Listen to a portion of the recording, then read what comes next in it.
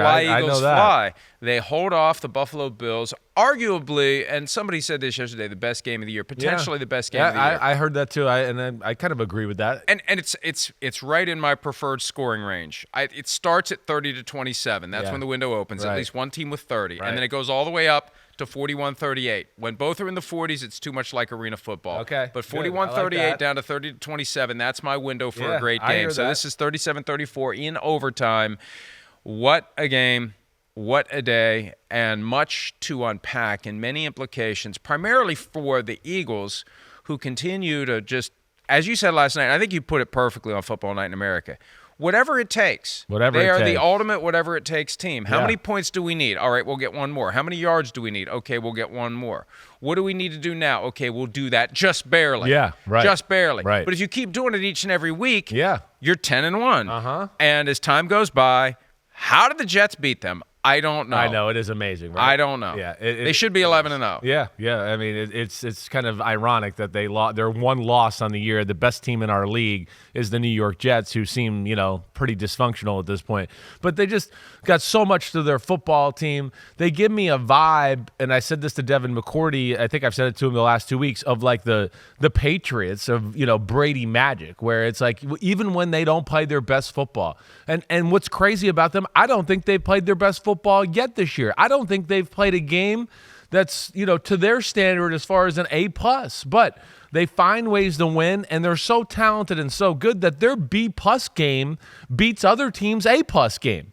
That for a lack of a better way to say it, but it is. It's just the big moments. They seem to come through more times than not. They never seem to blink in any of those big moments. Jalen Hurts is so cool and calm, And then for the second week in a row, I think it's a game, and I think we both agree on this. It didn't feel like they were the better team on the field during the game. It did not. It felt like the Bills outplayed them.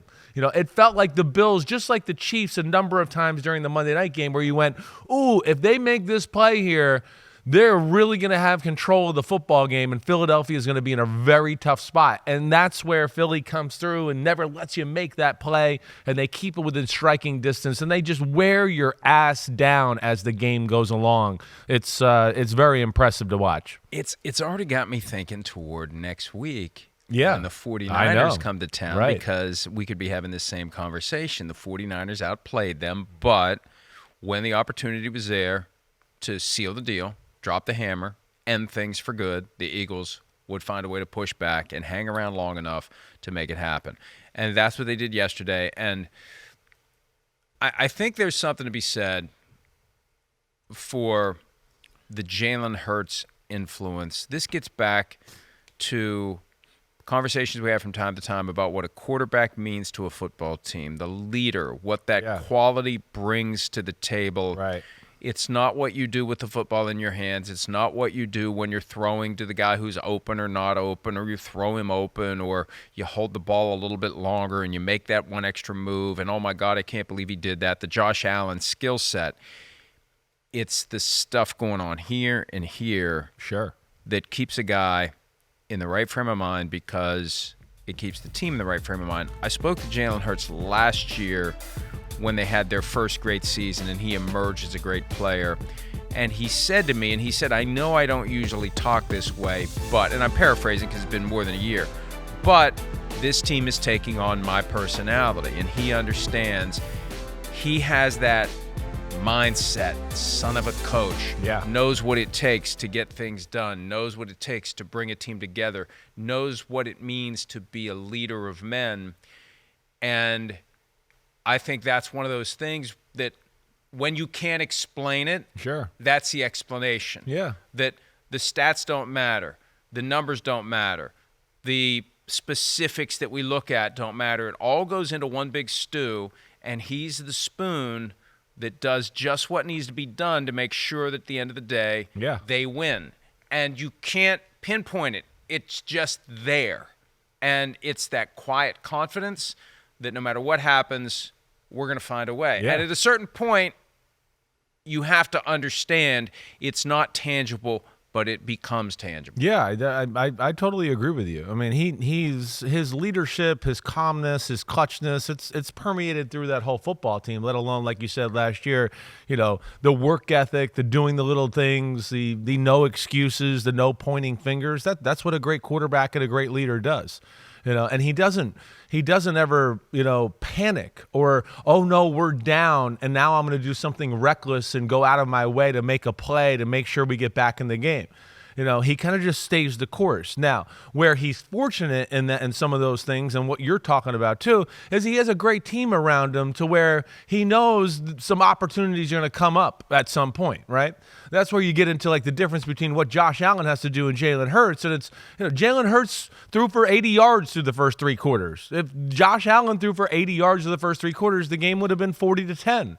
Right? So he has that ability too, because he knows he's got a support system around him that, hey, it's not all on me. And that's also a gift that he can realize that and go, wait, it's not all on me. I don't have to do it. We'll make a play when it counts. But, the big thing is just the drives at the end of regulation to tie the football game, just week after week. The touchdown we just showed, let's show it again, guys, if we can, to win the football game.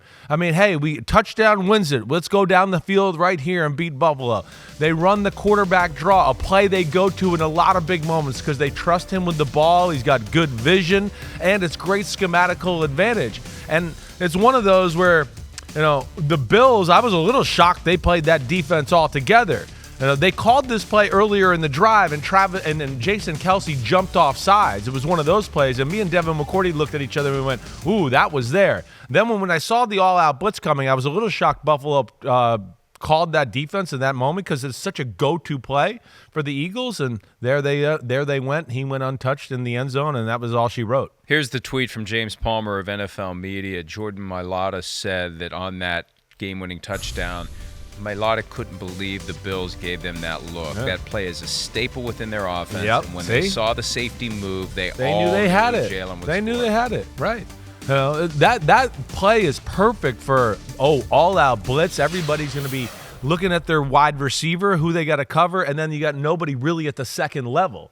And so once those blitzers come upfield, as long as he can get through that initial wave, there is nothing there but phenomenal. So why do you think the Bills did it? What's going on in their brains in that moment? Aggressive. Let's go end this thing. I think they're, again, this is the problem Philadelphia puts you in too, is they're sitting there going, wait, if we play normal, just conservative defenses, they might just run the ball on us, or they'll just nickel and dime us with A.J. Brown or Devontae Smith, and they'll end up jumping in the end zone. So they're trying to do something tactically aggressive to kind of put them behind the chains a little bit, because they know in their hearts if they play it straight up, there's no way they could stop Philadelphia. So I think they have to take that tactical chance there. It just didn't work out for them there in that instance, and I'm not sure an all-out blitz was the tactical chance you had to do.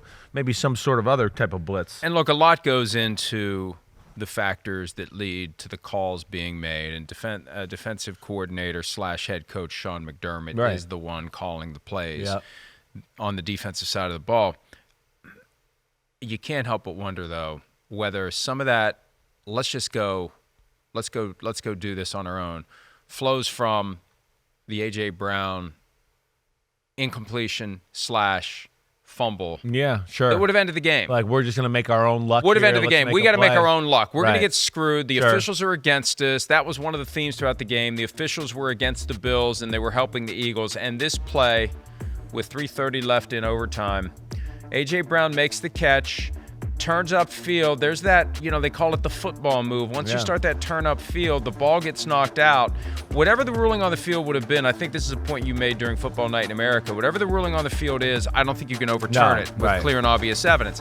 And, how many times do we hear, well, just let the play go because we can always fix it later? This is one of the prime examples of if you deliberately let it go, there's not going to be enough to overturn it later because it lands in that gulf of plays where there's no clear and obvious evidence either way. Right. So the ruling on the field is always going to control. Tough call, and for so, sure. And so it's very easy to think if you're a Bills fan, they're just screwing us here. Yeah. They should have let it go. We hear that all the time. Just let it go. Let it play out. Let it play out. We can fix it later. Why didn't they let it play out? Because they wouldn't have been able to fix it. Because if that would have been ruled catch and fumble, game over. I don't think you overturn it, and it is game over. Right. So that feeds to this sense of, this translates to any competitive endeavor.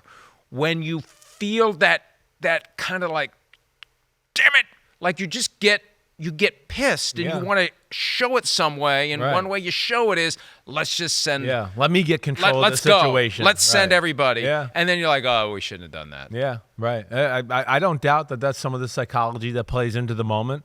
That catch itself, and watching it live, I thought it was a fumble. We couldn't hear it. We're here in the studio, thought it was like, that's game over. So I looked at it and went, over. that looked like a catch fumble to me. And then, of course, I saw him standing out. And let's show that play one more time, too. To me, the other shining bullet or whatever you want to say to throw this, look at A.J. Brown's reaction. A.J. Brown never fights it. He kind of he thinks he's fumbled and lost the game. Right? He lays there, and if it went on a little bit longer, these clips, you'd see it even more. But he's certainly not trying to go, oh, I didn't catch the ball. He had actions of a man that I caught the ball and I fumbled. It looked like he took 2 steps, turned the ball up the field. I understand them calling it incomplete too. It's a bang play. In my football years, I thought it was a fumble, but it's very close. We've seen that as a fumble many times. Very close, but I'm not going to fault the referees for making this call. Like you said, it's one of those. They wanted to get out of there alive. That's very tough. And the game wasn't won or lost because of this moment right here. Buffalo had plenty of moments to control this game, put this game away, or put the Philadelphia Eagles in a really, really tough spot and end this thing. They didn't do that. Philly's resilient that way, and some of it was Buffalo making some mistakes, and then a lot of it was just Philly making plays. That's all a precursor to why they did what they did in that moment. That is the ultimate I'm sick of this shit call. Right? Like, let's just go. We're the better team. We've outplayed them. Damn it. Let's go slam the door before they score a touchdown. They get the first down, there on that drive, a few plays later. Then DeAndre Swift, breaks a run, and I think they're sitting there looking at it going, we're going to lose if we don't force the issue here. We're not going to be able to stop the Eagles if we just go, we'll play sound, simple defense. And I think they came to that determination where they had to kind of, make something happen, make their own luck, to your point, because they were kind of dying a slow death the longer the game went on. And look at how much time was left. A few plays later. If you stop them for a field goal, you want to have enough time to get down the field and try to win it. Right. There's 2:40 left in the game, and if you hold it all the way to 4th down, I don't know how the timeouts would have played into it, but they wouldn't have had a whole lot of time to drive down the field to try to win it. I don't think they wanted to come out of that with a tie. Nobody ever wants to come out of any endeavor like that with a tie, even though obviously 6-5-1 would be better for the Bills right now. Hi, it's Mike Florio. Thanks for watching PFT on YouTube. Hit subscribe for the latest news and analysis from Pro Football Talk.